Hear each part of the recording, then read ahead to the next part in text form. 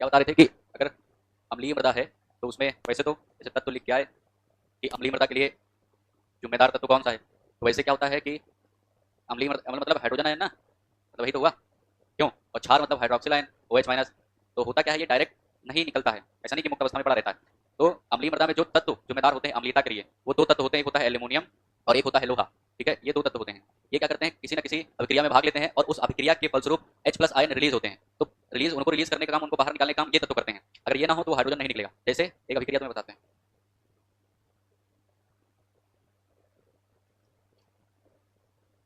अच्छा बताओ, जैसे मिट्टी की अम्लीयता, मिट्टी को अम्लीय बनाने के लिए कौन कौन से सोर्स हो सकते हैं, किसी को पता है क्या? जैसे अम्लीय उर्वरक कौन से होंगे? है? हाँ, और बताओ। हाँ, मतलब कि ये जो नाइट्रेट और अमोनियल फर्टिलाइजर है, जैसे अमोनियल फर्टिलाइजर का मतलब प्रभाव कैसा होता है? कैसा होता है, अम्लीय होता है। ठीक है, तो ये हो गया। और क्या हो सकता है? देखो क्या हो सकता है कि जैसे हाई रेनफॉल होती है, कुछ जहाँ ज़्यादा वर्षा होती है, तो ज़्यादा वर्षा होगी तो जो सरफेस में लवण होंगे, बाकी के लवण जैसे मतलब कि जैसे सरफेस में क्या है, तो ये होंगे सोडियम होगा, कैल्शियम होगा, मैग्नीशियम होंगे, ये सब ऐसे इनके लवण मृदा में होंगे। ठीक, बैठो बैठो, सही बताया। तो जब हाई रेनफॉल होगी, उच्च वर्षा हुई, ठीक है, हाई रेनफॉल, समझ रहे हो ना? बोलो भाई। हाई रेनफॉल तो क्या होगा कि ये सब लवण जब उच्च वर्षा नहीं होती, सॉइल सरफेस के ऊपर पड़े थे, लेकिन जब हाई रेनफॉल हो जाती है तो सोडियम कैल्शियम मैग्नीशियम ये और जितने अन्य लवण हैं वो सब क्या होते हैं, मिट्टी के भीतर उनकी लीचिंग हो जाती है। लेकिन जो लोहा और एल्युमिनियम होते हैं इनकी लीचिंग नहीं होती है। ये क्या होते हैं कि मिट्टी की सतह पर क्या होते हैं, जमा हो जाते हैं, एक्यूमुलेट हो जाते हैं। और जब मिट्टी की सतह पर ये बने रहेंगे तो मृदा क्या हो जाएगी, अम्लीय हो जाएगी। इसकी कौन बोला? बोले हैं? तो जाओ फिर। हैं?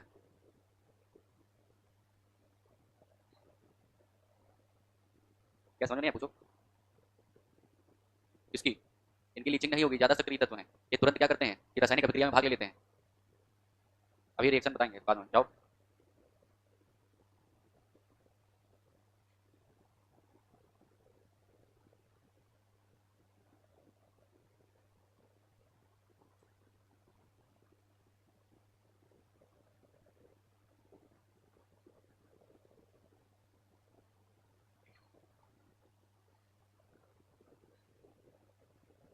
तो वही तो भाई, और क्या? भाई जो सर कहेंगे वही तो होगा, मालिक तो नहीं है। क्यों, हम तो नौकर हैं। तो ये समझे। और क्या होगा? अच्छा आपको पता है कि जैसे जब मिट्टी का निर्माण होता है तो चट्टानों के टूटने से होता है कि नहीं होता? तो ये टेस्ट लो। अगर देखिए क्या है, एसिड रॉक्स हैं, एसिड रॉक्स।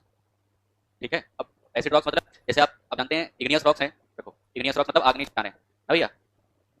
इग्नियस रॉक्स आग्नेय चट्टानें, तो ये आग्नेय चट्टानें दो प्रकार की होती हैं, कल बताया था।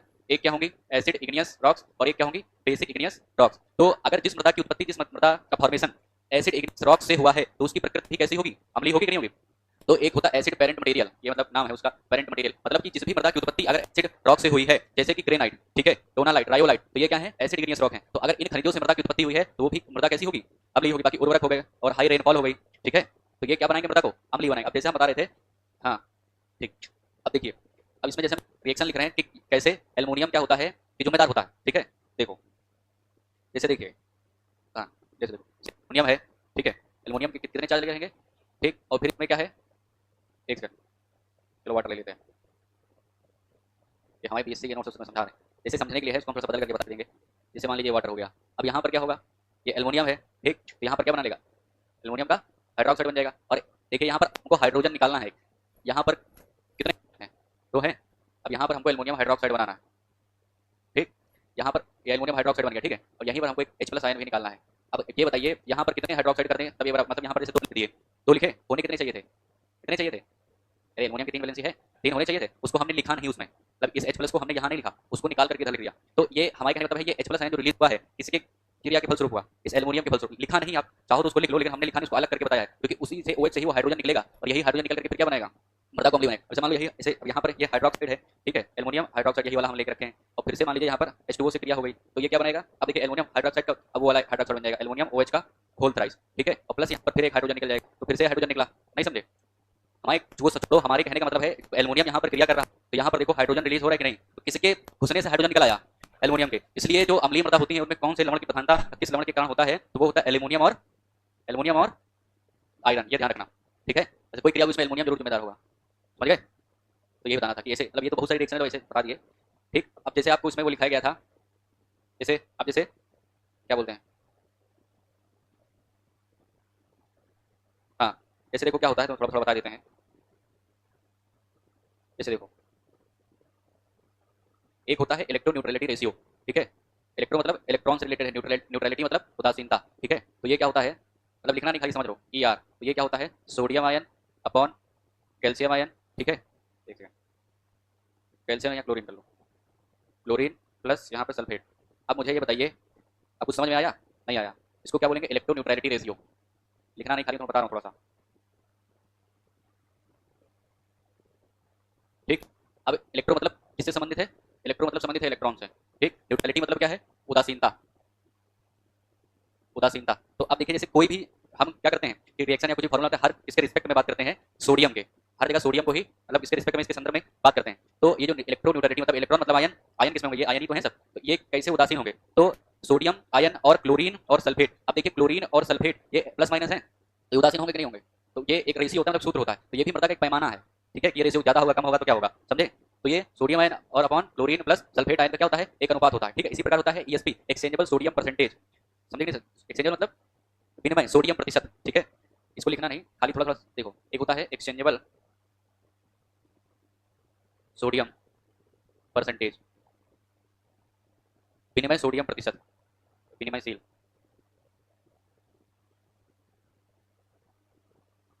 सोडियम प्रतिशत, इसको उठाओ। तो ये क्या होता है, इसको इंग्लिश में बोलते हैं ESR। अब जो अगली मृदा, लवणी मृदा, क्षारीय मृदा पढ़े हो उसका इसके ऊपर कुछ रख दो। तो इसमें क्या होता है, ये होता है एक्सचेंजेबल सोडियम अपॉन होता है CEC, और जो कि प्रतिशत है तो 100 हो जाएगा। अच्छा, ये क्या है, ये मृदा के पैमाने हैं। पैमाने मतलब जैसे आप अपना टेस्ट कराते हो, सीसी होता है कंप्लीट ब्लड, आप सीसी सीबीसी कंप्लीट डब्ल्यूबीसी सब होते कि नहीं होते, पैमाने होते कि नहीं, वही मृदा के पैमाने हैं, ठीक है। तो ये एक्सचेंजेबल सोडियम, ये पी होगा, पी एक परसेंटेज, एक्सचेंजेबल मतलब विनिमयशील, सोडियम मतलब सोडियम आयन, प्रतिशत मतलब कितना प्रतिशत है, तो ये किसके अनुपात में निकाला जाता है, धनायन विनिमय क्षमता के।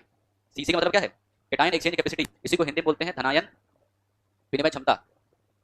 अब ये थोड़ा सा केमिस्ट्री का है, ठीक है, थोड़ा थोड़ा बता दे रहे हैं, तुमको भी समझ में नहीं आएगा, बना रहा, क्यों, बस खाली सुन लो इसको, मतलब ये फॉर्मूला इसको रटना ही पड़ेगा, उसमें कुछ नहीं, लेकिन रटने की आवश्यकता नहीं, लेकिन फिर भी बता दे रहे हैं, क्योंकि जब हम अंतर लिखते हैं तो वहाँ पर ESP SAR CEC कितना है तो वो इससे निकाला जाता है, ठीक है। तो यहाँ पर सोडियम के बटे में CC कितना है, CC अलग से निकालेंगे। अब CC निकालने का फॉर्मूला क्या है, पता है किसी को? एक सेकंड, केटायन एक्सचेंज कैपेसिटी क्या होती है, लवणों की सांद्रता, ठीक है। अब ये किससे याद करेंगे, अब सॉइल टेस्टिंग करेंगे तो concentration of salts in soil, मतलब कि मृदा में लवणों की सांद्रता को ही क्या बोलते हैं, केटायन एक्सचेंज कैपेसिटी, ठीक है। और एक होता है आपका सोडियम एब्जॉर्प्शन रेशियो SAR, सुने को नहीं सुने हो, है किसने नहीं सुना है, कहाँ सुने हो? तो ये क्या, इसका देखो फॉर्मूला भी आया था SAR, ये क्या होता है, तो ये सोडियम होगा, है यहाँ पर क्या होगा, कैल्शियम प्लस मैग्नीशियम अपॉन, तो ये होता है, तो ये क्या होता है, सोडियम एब्जॉर्प्शन रेशियो। सोडियम, अब देखो हर जगह सोडियम ही सोडियम आ रहा, तो इसमें सोडियम के को लेकर के फिर किसी चीज का इसमें आकलन करते हैं, सोडियम को आधार माना जाता है इसमें, ठीक है। तो सोडियम अवशोषण अनुपात, ठीक है, तो ये होता है, समझे। अब जैसे पीएच की बात करेंगे सैलाइन सॉइल की, तो पीएच सैलाइन सॉइल का कितना होता है, 8.5 से ज़्यादा होगा कम, 8.5 से सैलाइन सॉइल का पीएच क्या होगा, है कम होगा कि ज़्यादा, है क्या लिखा है, कॉपी खोलो अच्छा में दिखाओ, यही चीज़ के लिए तो हम ये लाए थे, बताइए। सैलाइन सॉइल का पीएच 8.5 से ज़्यादा होगा कम होगा, है हाँ, है हाँ कम होता है, ठीक है, 8.5 से कम होगा। और सोडिक का मतलब क्षारीय का ज़्यादा होगा, और सैलाइन सोडिक 8.5 से, इसमें 8.5 से कम ही होता है, 10 लिखा है। अच्छा, अच्छा ईसी क्या होगा, इलेक्ट्रिकल कंडक्टिविटी, विद्युत चालकता, विद्युत चालकता सैलाइन सॉइल की क्या होगी, 4 से कम या ज़्यादा, ज़्यादा लिखा है, क्या लिखा है क्या, मुझे ये तो बताओ, तुम नहीं लाइक कॉपी, वो नहीं है यार, क्यों नहीं यार, मेरी खराब हो गई, ठीक तो भर्ती हो जाओ वहाँ, क्या है सरकारी अस्पताल, है हाईलाइट, है KVS में जाइए, कृषि विज्ञान केंद्र में जाइए, ब्लॉक स्तर पर जाइए, प्रयोगशाला होती है, CSA में चले जाओ, क्या क्या बता रहा है, हमको क्या पता कहाँ है, ब्लॉक स्तर पर होते हैं, विश्वविद्यालय में होता है, प्राइवेट होता है, KVK अगर है तो KVK में चले जाओ, क्या लिखा है बताओ। EC जो है 4 से सैलाइन सॉइल में अधिक लिखा है, कम होता है, सोडिक में ज़्यादा होता है, मतलब अच्छा सैलाइन में क्या लिखा है, 4 से अधिक लिखा है, ठीक है, सोडिक में कम, हाँ मतलब कम, अरे, कम होगा, उसमें दोनों में अधिक लिखा है, लवणी क्षारीय में ज़्यादा है और क्षारीय में कम है, क्या है ये देखो इसमें लिखा, ये गलत नहीं है, इतना मैं जानता हूँ, इसलिए मैं ले आया कि आप देखो, ये है फोटो खींचना खींचो, इसका मुझे डाउट है, ठीक है, तो इस पर विवाद हुआ था, ठीक है, ये है सही, तो अपना सही कर, ग्रुप में मत डालना, ग्रुप में मत डालना, अपना स्वयं रखे रहो अपने पास, क्या खींच लें, अपने पास रखना, ठीक है, समझ गए, हाँ सब खींच लो, जिसको खींचना शेयर मत करना कहीं ग्रुप वगैरह पे। मुझे भनक मिल गई, मैं उड़ा दूंगा सबको। है लाओ, चुप लाओ, वापस नहीं जाओ, इसका तुम्हारा है, जाओ। फोन मिल गया, बढ़िया। लो पकड़ो, ले लिए सब लोग। और भी चीज़ें लिखी हैं, जैसे सेलाइन सॉइल को क्या बोलते हैं, उसको थोरिया लूनी, या क्या बोलते हैं, सैलन चाल, रे है बोलते हैं, रेहू। सेलाइन है सफेद ऊसर, ठीक है। और ब्लैक एल्कली सॉइल या ऊसर या कलर, इसको बोलते हैं स्फटिक सॉइल को, ठीक। क्यों बोलते हैं, क्योंकि सल्फेट और जो क्लोरीन के कण होते हैं उनकी वजह से, ठीक। तो सेलाइन सॉइल को व्हाइट ऊसर बोलते हैं और एल्कलाइन सॉइल को ब्लैक ऊसर। तो सफेद ऊसर में कौन से पोषक मतलब कौन से लवण जिम्मेदार होते हैं, सल्फेट और क्लोरीन, ये मुख्य रूप से होते हैं। और उसमें उसमें किसमें, एल्कलाइन सॉइल में बाई कार्बोनेट कार्बोनेट, ठीक। समझे, लिखा है कि नहीं लिखा है, उसी में लिख लेना फिर, है लिखा है। चलो बस ठीक, चलो टेस्ट दो अब। ऑनलाइन वाले परेशान ना हो, किसी काम का नहीं है, फालतू में तुम लोग को परेशान कर रहा था। चलो टेस्ट, बैठो, आगे आओ, आगे जगह खाली, जल्दी आगे आओ। है है, आओ इधर बैठो, चलो उठ के आओ आगे, पीछे पीछे से बैठो। लो बैठो। है क्या, नहीं, दिवाली से डांटेंगे। लो अच्छा रखो, अच्छा बच जाएगा तब देंगे, बच जाएगा तब देंगे। ए, कौन सा कमला पसंद है, सुमेंद्र खाते हो तुम, कौन सा, पान पराग, विमल, बोलो जुबा केसरी, कपिल पाल खाते हो, अभी कौन नंबर हो, है अच्छा, लियो ऋतिक, तो भैया अपना काम कर रहे हैं, जो आए ना क्या क्यों।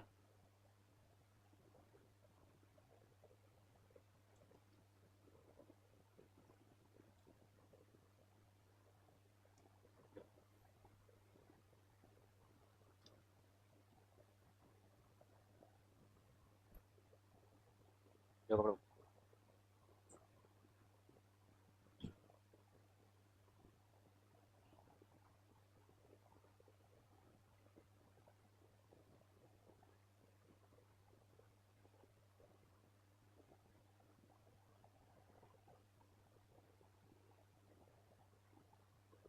तो एक और टेस्ट होगा।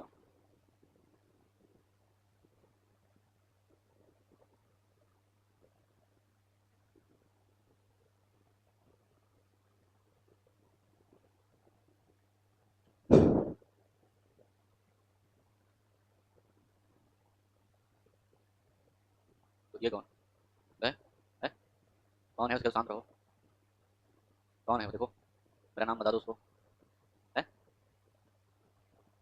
बंद करो, कोई हो तो बता दो मेरे बारे में, ये का।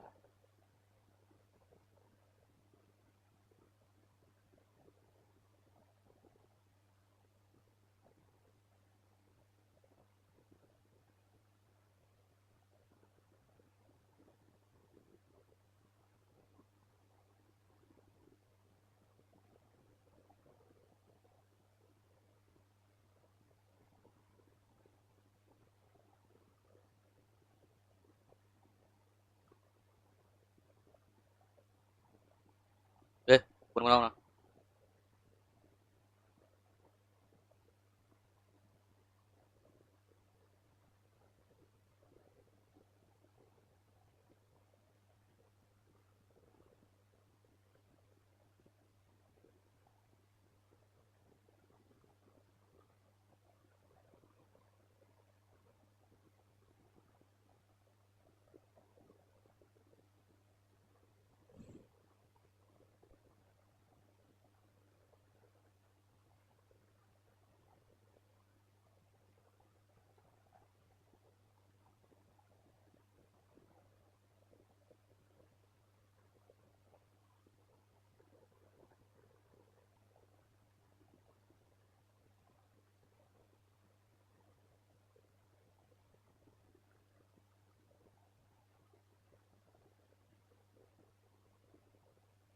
ए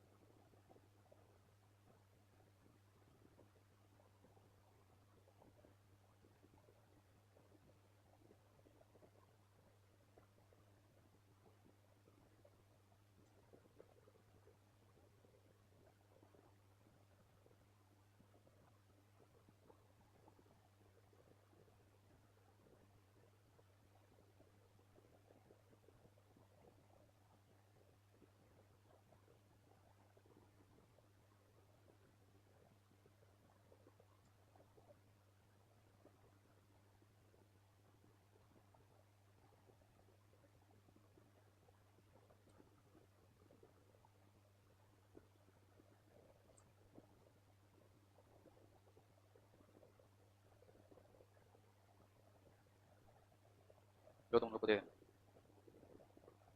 तुम्हारे को जानने वाला।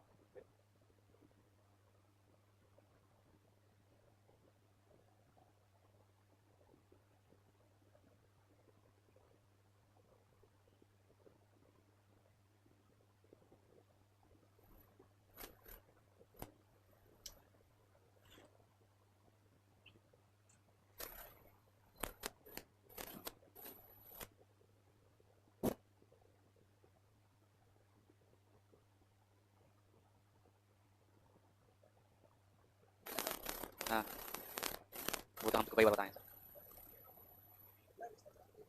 आप तो शुरुआत से जुड़े हैं, हमको बीच बीच में बताते रहते हैं लेकिन रिजल्ट नहीं मिला उसका।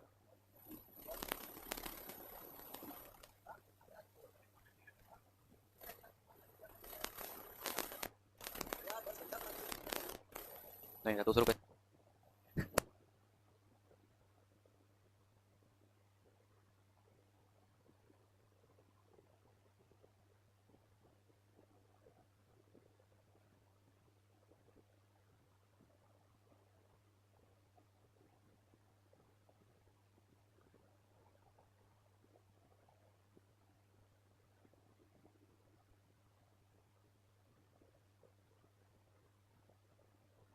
क्या चल रहा है हैं? नकल करोगे अपने करोगे हमारे थोड़ी करोगे। क्यों नकल करोगे अपने लिए करोगे हमारा के लिए जाओगे।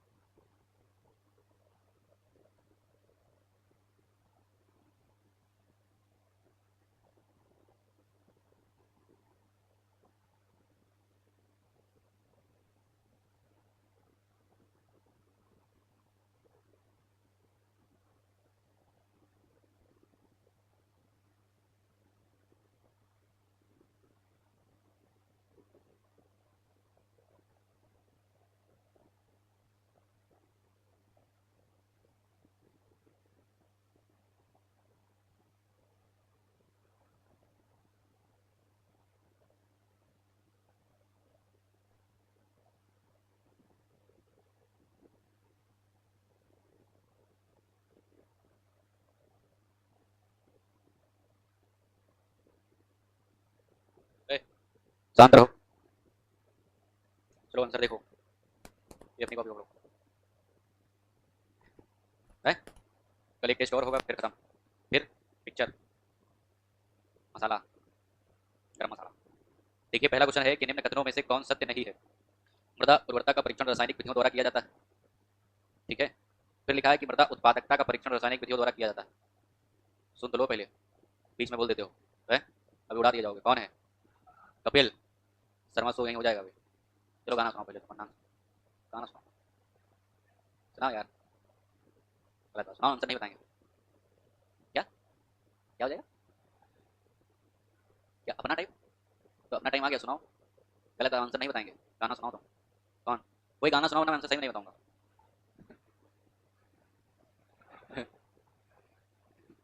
नहीं सर ये सुनाएंगे सुनाओ कौन सुनाएगा। चलो हाँ लल्लू भैया सुनाओ। ए शांत रहो फिर। तो दिव्यांग सुनाओ। ऐसे सुनाओ यार। सुनाओ सुनाओ सुनाओ, सर बैठे हैं, सुनाओ। मदन सर भी हैं, सुनाओ। सुनाओ यार। सुनाओ फिर हम भी सुना देंगे। सुनाओ। कल कल कभी नहीं आता। कौन ज्ञान दे रहा है? सर तो सुनाते हैं, हिंदी ये सुनाए। सुनाओ। हाँ तो सुनाएंगे सर, बताओ। गलत फिर जवाब है, कल कभी नहीं आता। नहीं सुनाओगे? चलो तुम सुनाओ। भजन सुना दो कोई। कोई गाना सुनाओ, देख के सुनाओ। ए शांत रहो। भैया हर्षित सुनाएगा।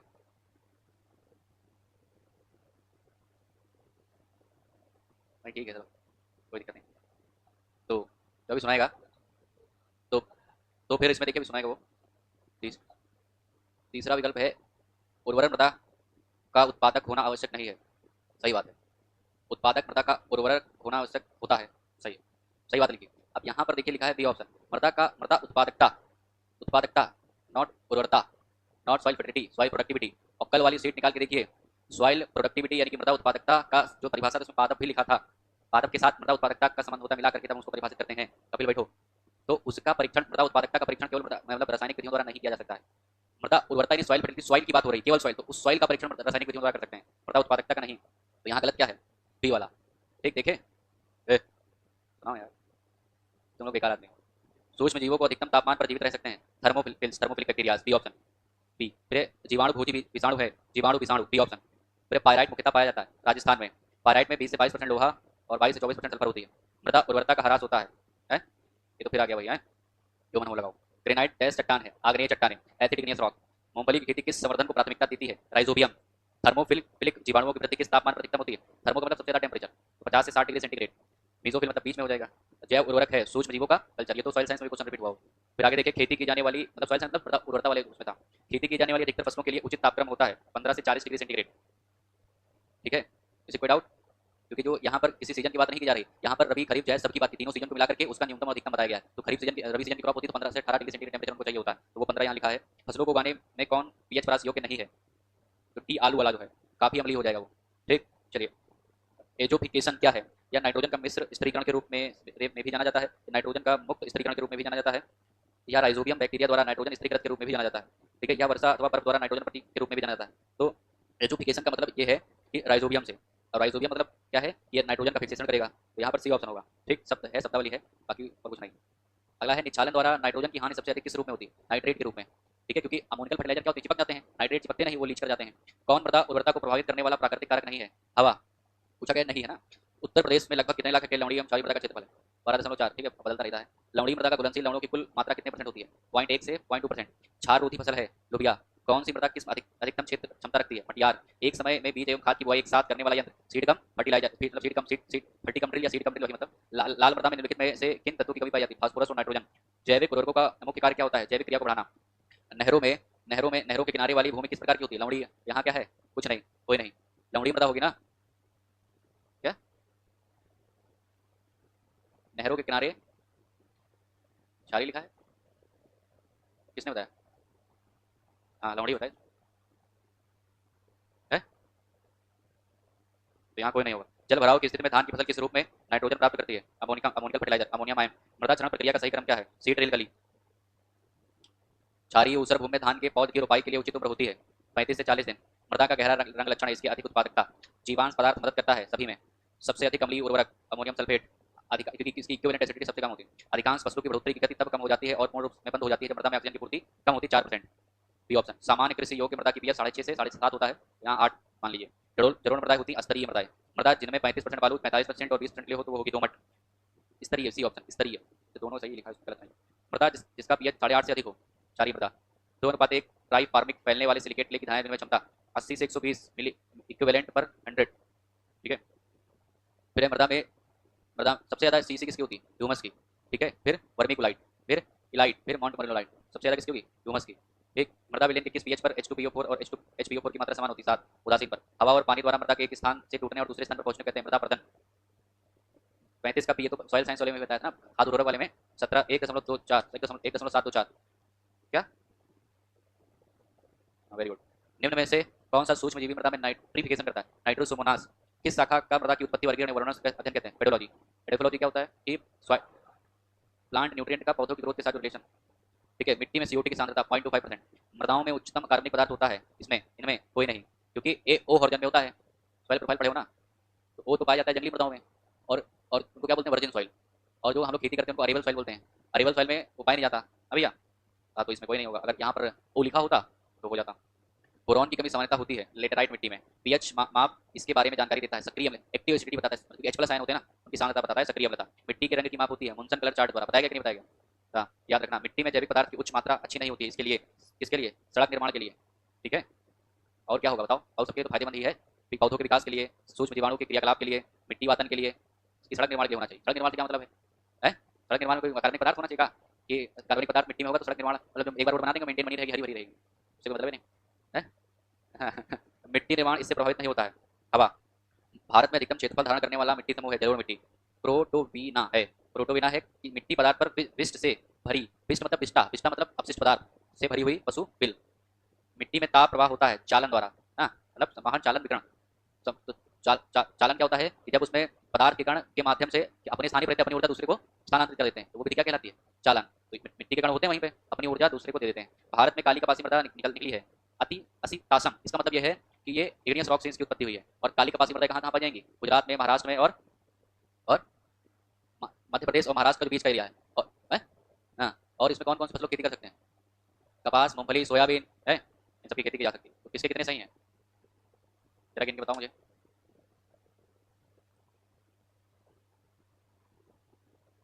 यहाँ मौर्य सर की क्लास को है नहीं, उनका सिलेबस कंप्लीट।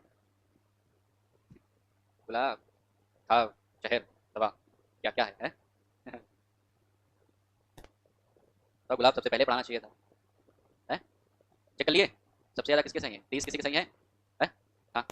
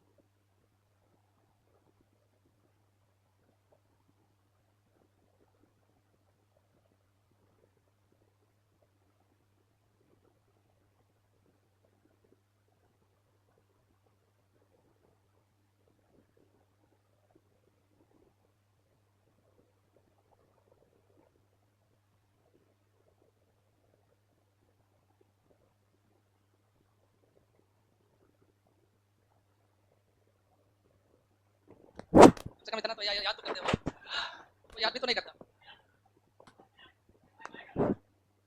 पहले ये बताओ इतनी पॉपुलेशन कैसे हो गई?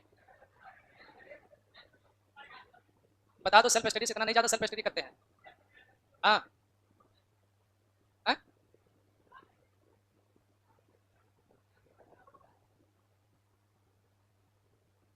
हाँ, मेजर मेजर ही पढ़ाएंगे आज। कल टेस्ट होगा, हम आपको पहले से बता देते हैं।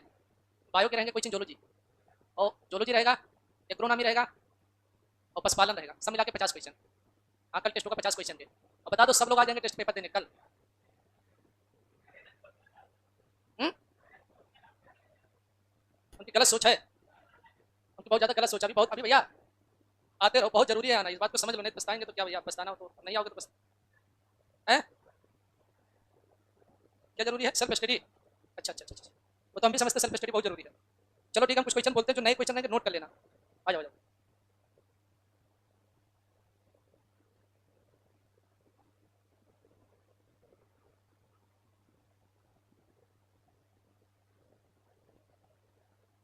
शांत रहिए भैया।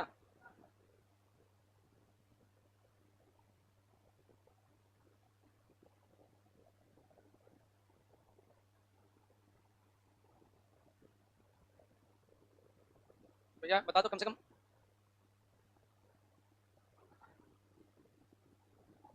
हम थोड़ा यार, हमारे भी घर परिवार है भैया। हैं? अरे मतलब घर परिवार, माँ बाप सभी लोग, भाई बहन सभी लोग हैं। हाँ भैया, घर गए थे तो 2-3 दिन के लिए घर गए थे, तो काम हम अपना कर रहे थे।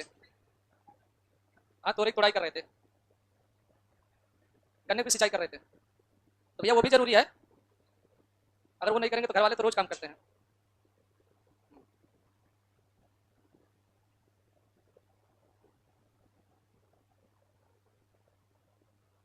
थोड़ा हम पढ़ा देते, रिविजन करा देते बस।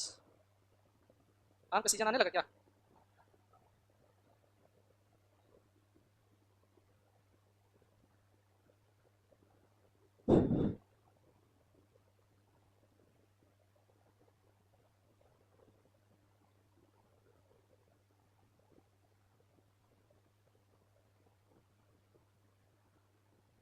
ये क्वेश्चन आपको पता है, टोड मिल्क होता है, डबल टोड मिल्क। हाँ, टोड में 3 रहेगा और डबल टोड में, ये क्वेश्चन बहुत ज्यादा पूछा जाता है। मेरठ यूनिवर्सिटी बनाया तो शायद पूछा हुआ है। डबल टोड मिल्क में ठीक वसा की मात्रा है ना।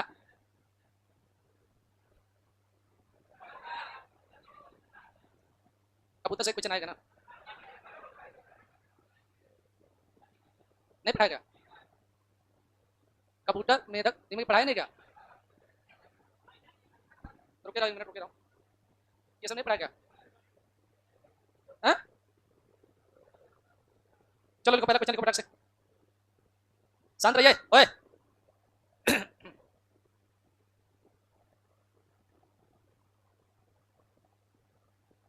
शांत रहो, आवाज नहीं आनी चाहिए।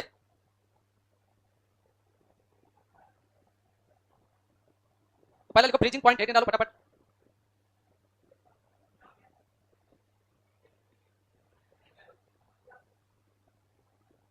अच्छा, नीचे वाले में ज्यादा ध्यान दे रहे हैं।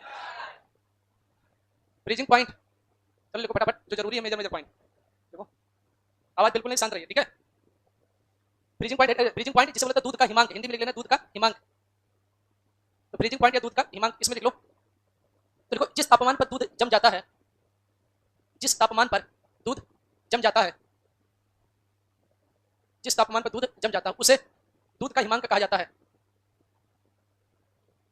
उसका लिख लो, दूध का हिमांक ज्ञात करने का यंत्र है। दूध का हिमांक ज्ञात करने का यंत्र है तो हर्टबेट क्रायोस्कोप, क्रायोस्कोप।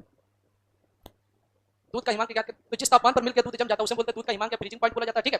तो दूध का हिमांक ज्ञात करने का यंत्र हो जाएगा, दूध का हिमांक ज्ञात करने का जो यंत्र हो जाएगा वो हर्टबेट क्रायोस्कोप हो जाएगा, ठीक है। उसका लिख low boiling point, boiling point दूध का उपलांक, बॉइलिंग पॉइंट दूध का उपलांक। तो इसमें लिख लेना बॉइलिंग पॉइंट क्या होता है, इसमें लिखो जिस तापमान पर दूध को उबाला जाता है या जिस तापमान पर दूध उबल जाता है या उबलने लगता है, जिस तापमान पर दूध उबल जाता है या उबलने लगता है उसे बॉइलिंग पॉइंट कहा जाता है। जिस तापमान पर दूध उबलने लगता है उसे बॉइलिंग पॉइंट कहा जाता है। तो लिख लेना दूध का बॉइलिंग पॉइंट, नहीं सर, दूध का क्वथनांक लिख लेना। देखो दूध का क्वथनांक, हाँ, उसे बॉइलिंग पॉइंट, दूध का क्वथनांक कितना होता है तो लिख लेना 100.15 डिग्री सेंटीग्रेड। मतलब वही रहेगा 100 या 15 पे दिक्कत नहीं है। मतलब 100 से 101 के आसपास हो सकता है, कोई बड़ी बात नहीं है। शांत रहिए, अगला क्वेश्चन लिखो। गाय के दूध का पेड़ चिकन, बताने वाले हैं यार, वहां तक पहुंचे तो। हाँ हाँ, समझ रहे हमारी बात को। अगला क्वेश्चन लिखो। देखो, पशु के बच्चे को जन्म के कितने दिन बाद तक खीस पिलाना चाहिए? देखो, पशु के बच्चे को जन्म के कितने दिन बाद तक खीस पिलाना चाहिए? पशु के बच्चे को जन्म के कितने दिन बाद तक खीस पिलाना चाहिए? तो लिख लेना 3 दिन। हाँ, मतलब जो खीस होता है कोलेस्ट्रम, उसको जन्म के कितने दिन बाद तक खीस पिलाना चाहिए? तो 3 दिन तक। उसको लिखो, देखो गाय या भैंस बच्चा देने के कितने समय बाद तक जेर गिरा देती हैं? हाँ, 4 से 6 घंटे, ये क्वेश्चन आया हुई पैटर्न। देखो गाय या भैंस बच्चा देने के कितने समय बाद तक जेर, गाय या भैंस जन्म के कितने समय, गाय भैंस बच्चा देने के कितने समय बाद तक जेर गिरा देती हैं? तो 4 से 6 घंटे, ये क्वेश्चन पैटर्न में आया हुआ, मेरे यूनिवर्सिटी पेपर बनाया था। उसका नेक्स्ट क्वेश्चन लिखिए। देखो, खीस में दूध की अपेक्षा, खीस में दूध की अपेक्षा 2 गुना अधिक केसिन प्रोटीन पाया जाता है। खीस में दूध की अपेक्षा 2 गुना अधिक केसीन प्रोटीन खीस में दूध की अपेक्षा 2 गुना अधिक केसीन अगर पूछ लेता खीस में दूध की अपेक्षा कितना गुना अधिक केसीन प्रोटीन पाए तो 2 गुना। ये मतलब बोतल का पानी खत्म हो गया कैसे? अभी हम कहें यार अभी तो भर के लाए थे। बस बस तो खीस में दूध की अपेक्षा कितना गुना अधिक केसीन प्रोटीन तो 2 गुना। नेक्स्ट क्वेश्चन लिखो। देखो खीस में दूध की अपेक्षा 2 से 6 गुना अधिक एल्बुमिन 2 से 6 गुना अधिक एल्बुमिन खीस में दूध की अपेक्षा 2 से 6 गुना अधिक एल्बुमिन तथा 12 से 15 गुना अधिक ग्लोब्यूलिन प्रोटीन पाई जाती है तथा 12 से 15 गुना अधिक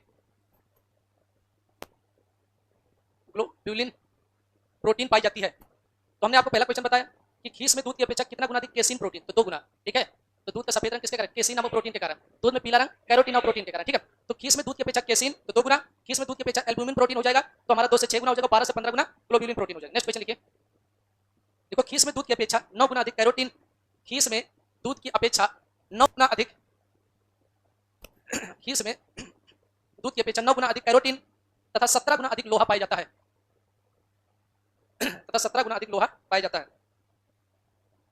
तो खीस में दूध की अपेक्षा 9 गुना अधिक कैरोटीन तथा 17 गुना अधिक लोहा या आयरन। देखो एक चीज और याद रखना, मेरठ यूनिवर्सिटी जितने भी पेपर आपको पास हो या मॉडल पेपर जो तिवारी एग्रीकल्चर एकेडमी का बुक दिया गया है, मेरठ यूनिवर्सिटी का पेपर रट डालो। इस बात को ध्यान रखकर कोई नहीं पढ़ा है तो रट डालो। कभी कभी सेम टू सेम पेपर उठा के आ जाते हैं। हाँ, 4 साल का मेरठ यूनिवर्सिटी पेपर होगा, 3-4 साल का। तो मैथ छोड़ के मैथ देख लो किस लेवल के क्वेश्चन पूछे जाते हैं, उसे देख लगा लो, बोल नॉर्मल है। Physics chemistry zoology botany agriculture रट डालो। ठीक है, एग्रीकल्चर तो शायद तुम हर क्वेश्चन सॉल्व कर ले जाओगे, का तो क्वेश्चन छोड़ के, बाकी और का मुझे नहीं पता। तो अगर नहीं पढ़े हो तो तिवारी एग्रीकल्चर एकेडमी जो बुक है ऑब्जेक्टिव वाला उसमें दिया गया है तो उसको रट डालो। ठीक है,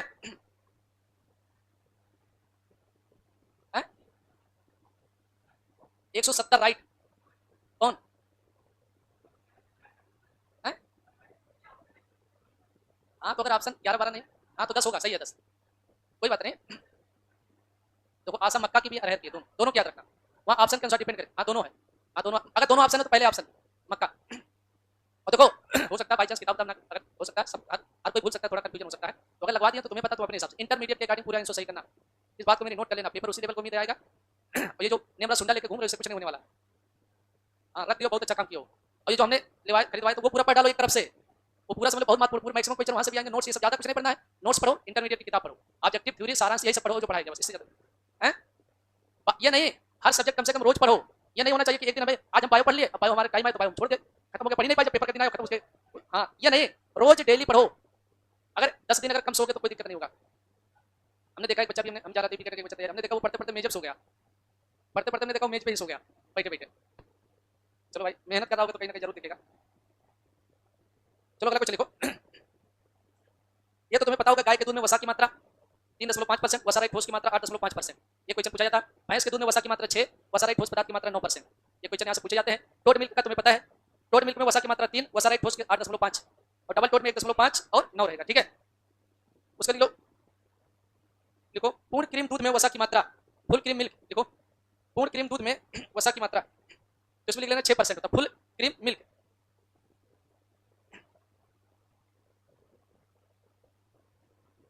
दूध का पीएच मान तुम्हें पता ही है। एक क्वेश्चन और लिख लो 6, लिखो थनैला रोग से ग्रसित पशुओं के दूध का पीएच मान होता है, थनैला रोग से ग्रसित पशुओं के दूध का पीएच मान होता है, थनैला जब बीमारी हो जाता है तो उससे ग्रसित पशुओं के दूध का पीएच मान होता है, तो लिख लेना 6.7 से 7.5, 6.5 से 6.7 से 7.5, 6.7 से 7.5। चलो कल कोशिश करेंगे कबूतर और दीमक पढ़ा देंगे। रेशम कीट भी बचा है, पढ़ाई क्यों नहीं यार?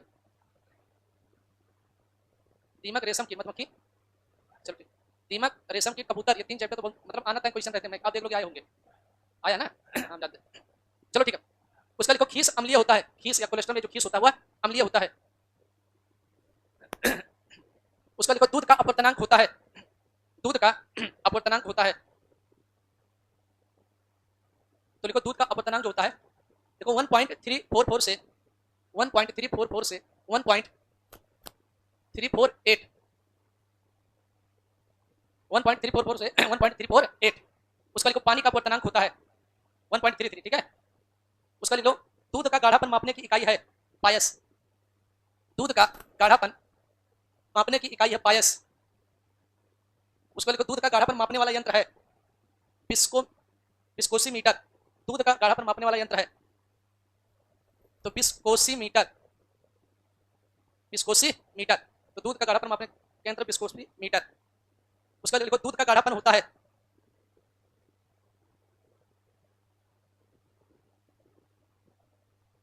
तो 1.5 से 2 सेंटीपायस, 1.5 से 2 सेंटीपायस।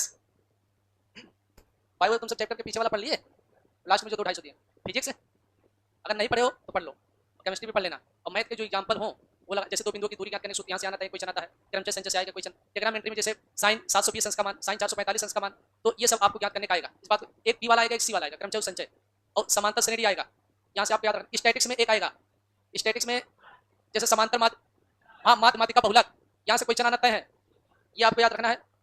एक रोज कोशिश करो, अगर 1 घंटा मैथ लगाते होगे बहुत आसानी से मैथ के क्वेश्चन हो जाएंगे। लेकिन तुम सब इतने महान हो ना। क्या हुआ? देखो गाय के दूध का अपेक्षित घनत्व होता है 1.030, गाय के दूध का अपेक्षित घनत्व होता है 1.30। उसका लिख लो भैंस के दूध का अपेक्षित घनत्व होता है 1.032, 1.032।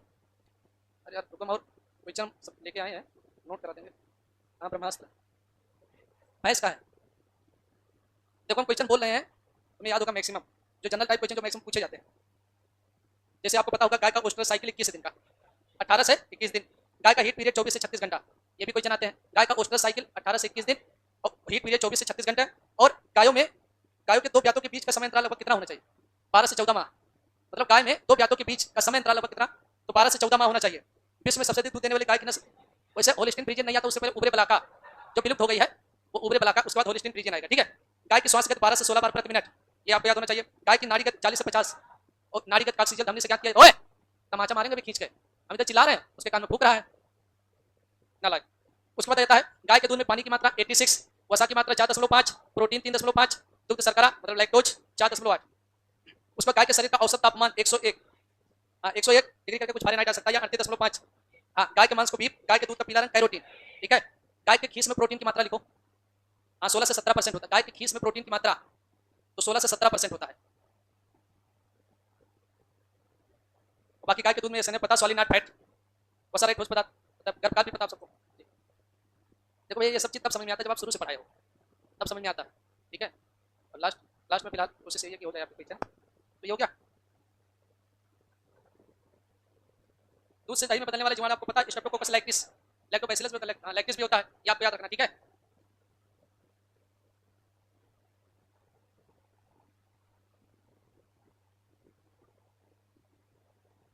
अगला क्वेश्चन लिखो। देखो क्रीम से दूध निकालने की कितनी विधियां हैं? सॉरी, दूध से क्रीम निकालने की कितनी विधियां हैं? तो 2। पहला इसमें लिख लेना गुरुत्वाकर्षण विधि, दूसरा सेंट्रीफ्यूगल फोर्स, सेंट्रीफ्यूगल विधि। गुरुत्वाकर्षण विधि, दूसरा सेंट्रीफ्यूगल विधि।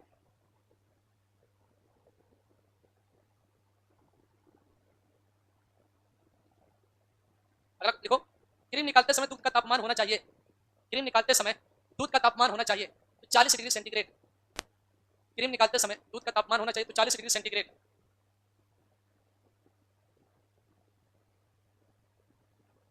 लिखो देखो 4% वसा वाले दूध से उत्तम छेना तैयार किया जाता है। 4% वसा वाले दूध से उत्तम छेना तैयार किया जाता है।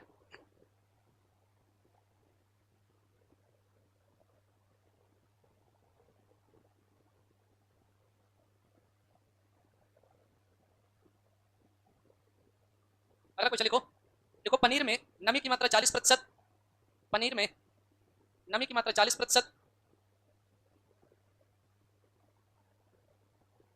कामा प्रोटीन की मात्रा 24%, कामा वसा की मात्रा 25%,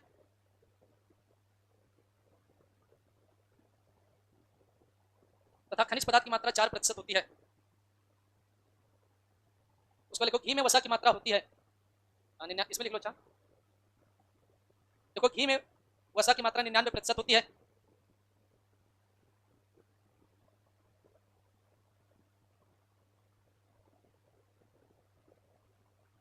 उसका लिख लो।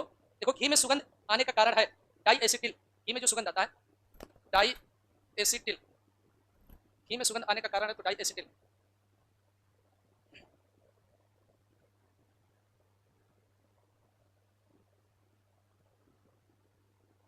उसको लिखो मक्खन से घी तैयार करने के लिए, मक्खन से घी तैयार करने के लिए मक्खन को 110 से 115 डिग्री सेंटीग्रेड तापमान पर गर्म करते हैं। मक्खन से घी तैयार करने के लिए मक्खन को 110 से 115 डिग्री सेंटीग्रेड तापमान पर 110 से 115 डिग्री सेंटीग्रेड तापमान मक्खन से घी तैयार करने के लिए मक्खन को 110 से 115 डिग्री सेंटीग्रेड तापमान पर मक्खन को गर्म करते हैं। उसके बाद क्रीम से घी तैयार करने के लिए, क्रीम से घी तैयार करने के लिए क्रीम को 110 से 115 डिग्री सेंटीग्रेड ताप पर गर्म करते हैं।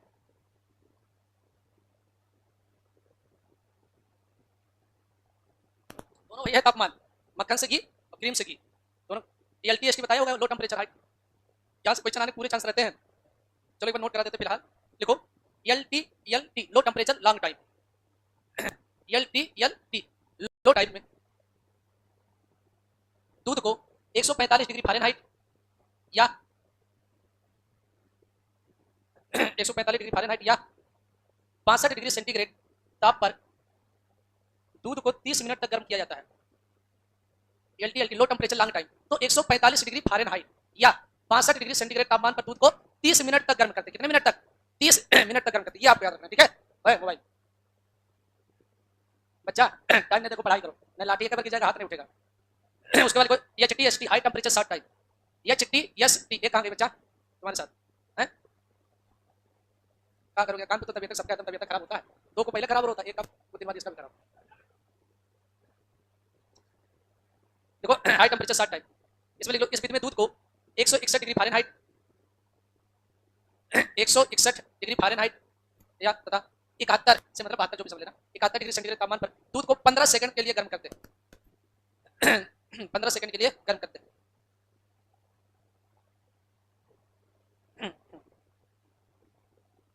अब एक हेडिंग डालो स्टेलाइजेशन। ओए स्टेलाइजेशन, स्टेलाइजेशन, स्टेलाइजेशन लिख लो। इसमें क्या होता है लिख लेना।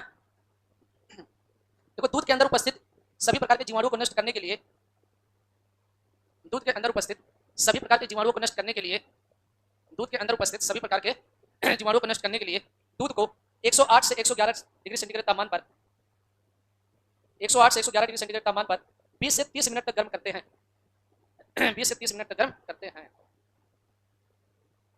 108 से 111 डिग्री सेंटीग्रेड तापमान पर 20 से 30 मिनट तक गर्म करते हैं। उसका लिखो अगला क्वेश्चन। लिखो दूध में वसा गोलिकाओं के रूप में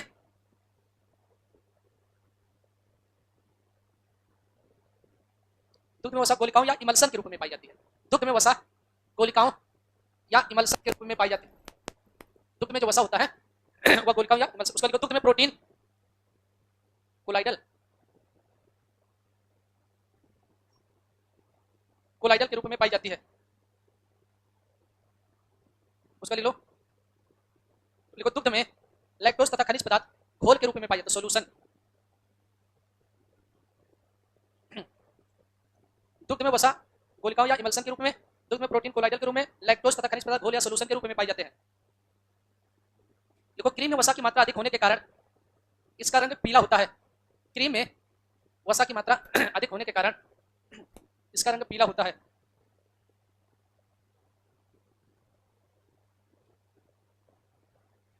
उसको लिखो हेडिंग डालो बटर मिल्क क्या होता है।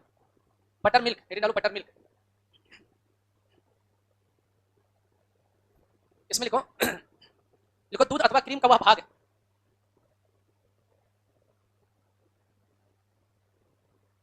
दूध अथवा क्रीम का वह भाग जो मक्खन निकालने के बाद बचता है। दूध अथवा क्रीम का वह भाग जो मक्खन निकालने के बाद बचता है उसे बटर मिल्क कहा जाता है। दूध अथवा क्रीम का वह भाग जो मक्खन निकालने के बाद बचता है उसे बटर मिल्क कहा जाता है। अगला क्वेश्चन लिखो। तुम कहाँ के रहने वाले हो ऋषि? हाँ?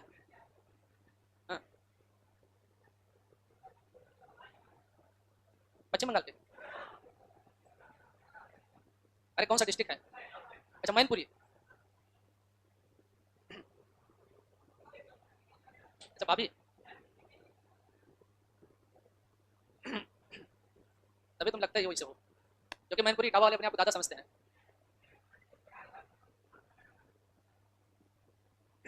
चलो अगला क्वेश्चन देखो। खीस में विटामिन B12 की अधिकता पाई जाती है। अगर पूछ लेता खीस में किस विटामिन की अधिकता पाई जाती है तो विटामिन B12। खीस में विटामिन B12 की अधिकता पाई जाती है। अगला क्वेश्चन लिखो। देखो, भैंस के दूध में गाय के दूध का मिश्रण का पता। लिखा दिया क्या? ठीक है, चलो ठीक है। खीस के अभाव में नवजात पशुओं को क्या पिलाते हैं? हाँ, ये भी सही है। हाँ हाँ। उसके बाद दुग्ध में प्रोटीन का परीक्षण किस विधि से? देखो लिखो, दुग्ध में आरएनडी कैश करिए, आरएनडी भैया। लिखो, दुग्ध में प्रोटीन का परीक्षण किस विधि से करते हैं? जेल डाल विधि। जेल डाल दुग्ध में। यार हमें कोई किताब ले आना, मेरा यूनिवर्सिटी वाला है। ये वाला फटाक से मेरा यूनिवर्सिटी निकाल के लाओ उसको। अरे कोई भी लाओ यार।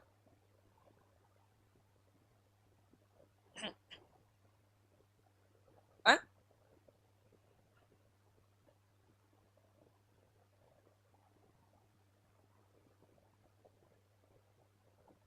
तो कबूतर से आया, उपरोक्त दोनों है। हाँ, देखो ये भी पूछा है, वसा में घुलनशील विटामिन और जल में। हमें ये पेपर पढ़ाना है ना, ये पेपर में पढ़ाना सबको। मतलब सुनो, ये पेपर हमें आज भेज देना कोई भी। ओए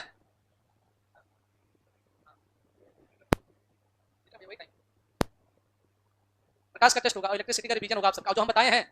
हम आज पेपर बनवा के तभी जाएंगे। जोलॉजी उसमें रह गए, कॉमन क्वेश्चन, एग्रीकल्चर मतलब एग्रोनॉमी और डेयरी, ये क्वेश्चन आपके टेस्ट पेपर कल होंगे, इस बात को ध्यान रखना।